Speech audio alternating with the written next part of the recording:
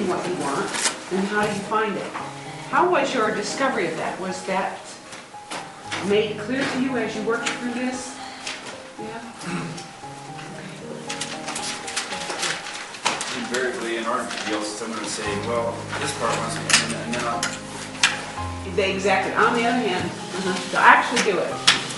They'll actually do it. There's a wonderful old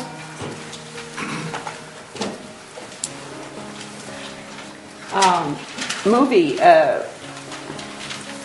W.C. Fields movie, where, I don't know if you know it, and if you do, share the name with me, where he plays a real sleazy politician, and whenever anyone questions him, his answer is, well, on the one hand, I really believe we ought to do this. On the other, I really think this is the best way. And he never answers anything directly or to its final conclusion. So, well, on one hand, on the other. It's really a good, and I haven't seen it for a long time, so I don't know the name of it or where it was, but I remember him doing it. If you watch CNN, you can probably see more. That's right. Never committing to anything. Yeah.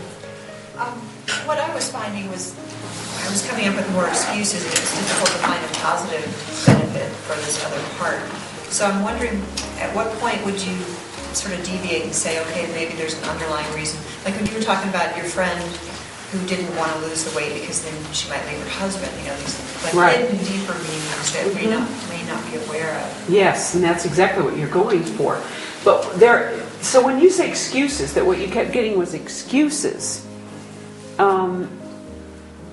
What kinds of excuses? Could you give me a specific thing? Because I think this is important. What's the difference between an excuse and a positive intention? Well, the one excuse I was able to flip into being positive, it was about why I don't go to the gym more. Why I don't go to the gym more often.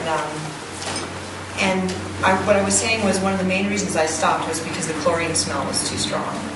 So I could say the positive benefit was smelling fresher air. But I know that's not really... No, you're right, it's not. Would you like to explore that with me a little bit? Okay. A little incongruent. And I really... Sure. Thank you, I really appreciate it. You sit right there.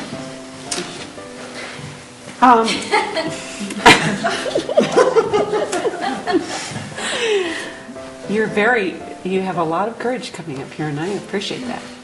Yeah. And it's very safe. I feel safe in front of cameras and us. Though they aren't there. Just you and I are here. So you want to go to the gym more often than you do. And there's a part of you that doesn't want to go to the gym. I just don't get there, yes. You just don't get there. That's how you know. You just don't get there. So what are you aware of that happens so that you just don't get there? What else happens inside or externally that causes you not to get there?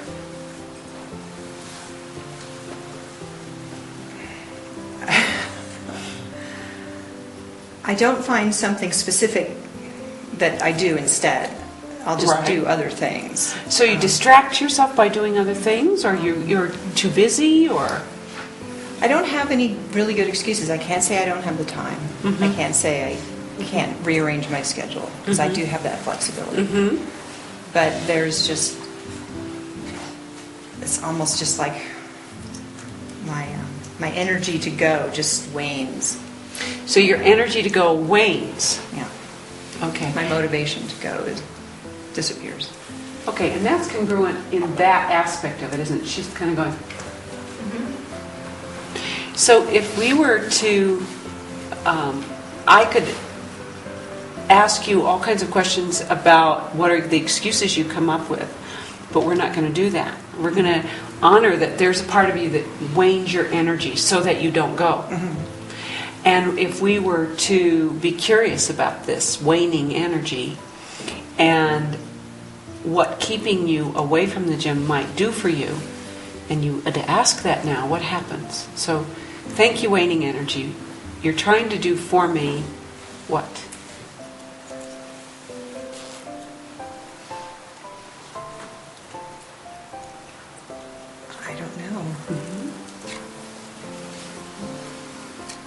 So if you were to allow yourself to listen to this part, which is over here somewhere, it's the waning energy. Yeah, we did notice that. And going is over here. Over here. Right. Are you aware of which part your future is on? Which Well, side? that's what I was trying to cue in on because I thought my future was over here. So then I was thinking, well, that's interesting. It is Is interesting. it possible that I have those reversed? Yeah. Because I usually think of past as over here and future as over there. Okay, so this is another piece of information. We don't have to analyze it right now, but it's something to notice, is that normally your past is here and your future is here, and what you've got over here in this future place is waning energy. Right. Okay. So now we're going to, again, instead of asking why wouldn't you go, we're going to ask her to pay attention and get all the modalities for this, just a little more information about it, instead of trying to find out why or the positive intention. Let's get more information. So as you notice this over here, what do you notice in your body?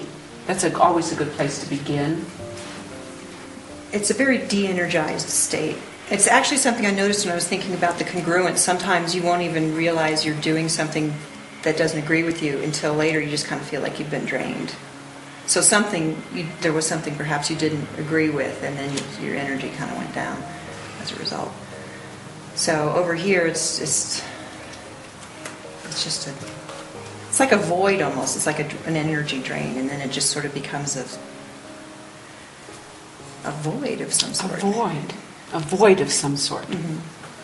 And so, if you allow that void to have voice, what do you notice you might say to yourself or hear?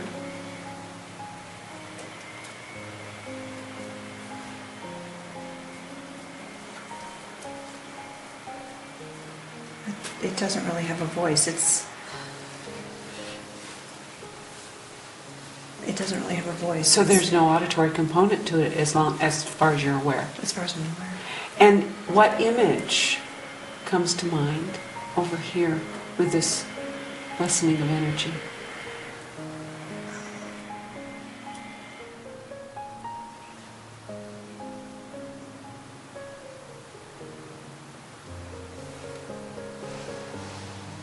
That's difficult too. I just get the sensation that I want to avoid it. A sensation of avoidance. Okay. That I don't want to deal with it for some reason. And I've got so many reasons why I should go. But there's an avoidance over here. Right. A void. There's a void. Okay. Isn't that interesting? So this part wants you to avoid something.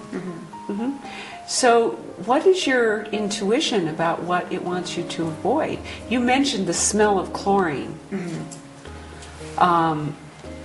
Play with that a little bit and see if that or there's something else it wants you to avoid. Well, the chlorine was a big deal. I mean, I started getting a physical reaction to it the longer I went. Because I was going pretty regularly, and then when I would... So you were swimming? No. This is just the chlorine in the building. Right. Because it was all vented through the same space. It was very powerful. Gee. So this part of you would like you to avoid that response that you have in your body to that toxic smell. That's definitely the most positive benefit that I could come up with. All right, so if you went inside and just thank that part for helping you avoid exposing yourself to that to which you have a negative reaction. Your body has a negative reaction. Just thank it. Okay. That doesn't sound like an excuse to me. Well, that's what I was thinking, because they've got another branch and probably doesn't smell quite as bad. So it might be worth checking out just to see. And, See, it seems to me that this is a case in which you're paying attention to your body, not quite in the articulated form as you might have now. But, yeah. All right. Thanks. Okay. When we listen to our words and our bodies, they will usually tell us exactly what we need. I always go toward an excuse rather than away from it, and unpack it a little bit, expand it a little bit. It might sound like an excuse at first. I mean, get over the chlorine smell. You know, there's that getting. So with an excuse, you'd say, get over it, right? But if you really pay attention to it and ask a little more, her body had a response to that. And my guess is it's not good for you. Yeah. And she came up with an alternative. So, yeah. So, other questions, noticings, comments? Those of you who are not yet complete with all persons, continue. Stay in your same groups for this next portion. Those of you who are finished with all three people are going to do it a little bit differently. And then when the groups that are completing have time, if there's still time, go on to this new one. And here's the new one. It's going to be basically the same exercise, only we're going to do it to people. Do it with people instead of internally. So we're going to have three people again in your groups. A is going to represent one side of an incongruence. B is going to represent the other side of the issue. So, and you may need to role play in this. And with your flexibility, you can do this. C's job is to elicit the components of each position and its positive intention, establishing rapport with each one. Now, did you learn how to establish rapport with more than one person at once? Especially if they're out of rapport? You didn't? Oh, this is going to be your opportunity.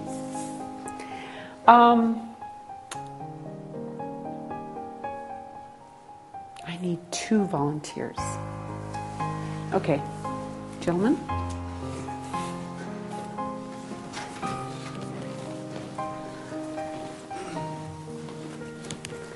So we're going to come up with an issue that may or may not be relevant to you. But I'm going to ask each one of you to take a side to it. So let's say, is there an issue you'd like to play with here? They're too much in rapport right now. But they're, an issue that you might have at work or in your family that you notice, or someone else is having a disagreement about that you would like to just play with? Hey, Jan. Mm-hmm. Is we can see you? Is that possible? Yes. If you guys move this way maybe a little bit. Thank you, Adrian. Only, yeah, this way a little more. Yeah, here, turn this way. Yeah, just about like that. Because that, you can sort of see him, and then I will move thusly. Okay. You guys all move over toward, oops. Sit your foot on the table. Thank you. Toward me a little bit. Yes? All right, good. Okay, you can roll it. You're rolling. Don't roll it. No, don't roll. You believe, so I'm making up one. You work for Oliver. Okay. You're very unhappy with a situation in which another guy is getting a lot of overtime and you're not allowed overtime.